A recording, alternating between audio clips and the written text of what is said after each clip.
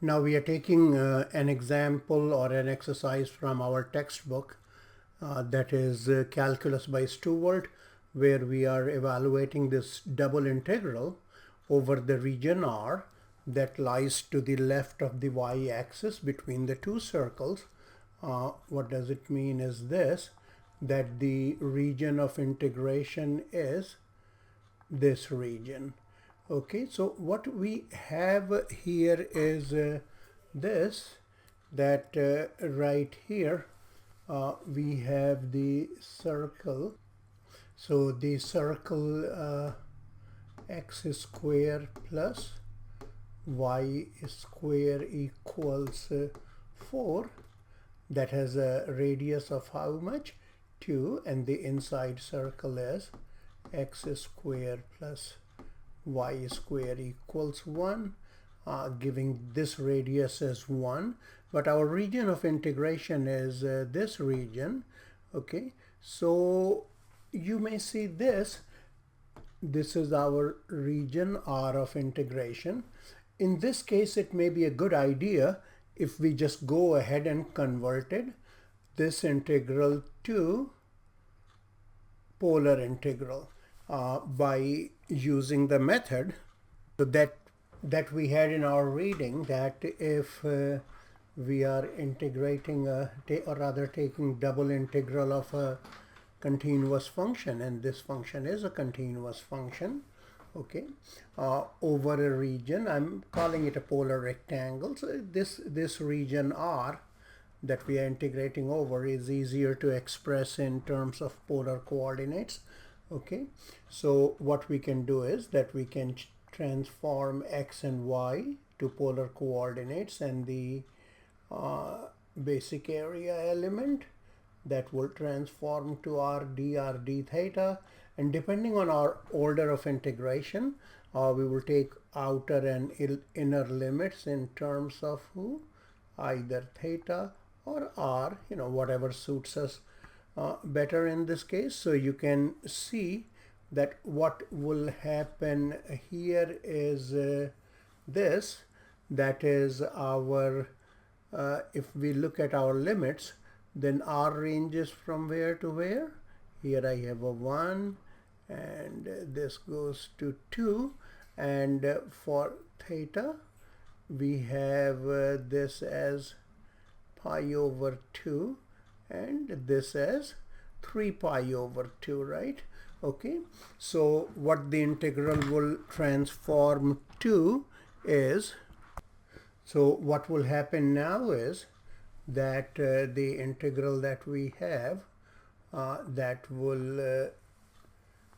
is our integral is over r x plus y dA. So that is going to transform to, we have r ranging from 1 to 2, theta ranging from pi over 2 to 3 pi over 2, and x plus y, x will be r cosine theta, y will be r sine theta, so I'm factoring an r out. All right, and then we simply get what here? R dr d theta. Okay, so this is the integral that we are going to evaluate. So let us go ahead and finish it over here. That is, our theta is varying from pi over 2 to 3 pi over 2. Okay, and when, so we got 3 pi over 2, and then we got r ranging from, r is ranging from 1 to 2.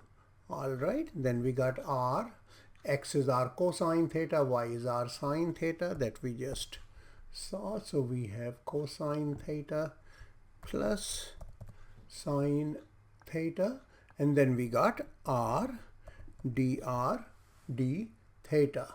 Okay, and here you can, if you want, you can split them as product of two integrals, because but let's just go ahead and do it like the routine way. Okay, so r, when I bring that here, it becomes an r square. I'm treating theta as a constant, so what do I get? What I get here is this, that theta is a constant for what? For this inner portion, right? So for this portion, I'm treating theta as a constant.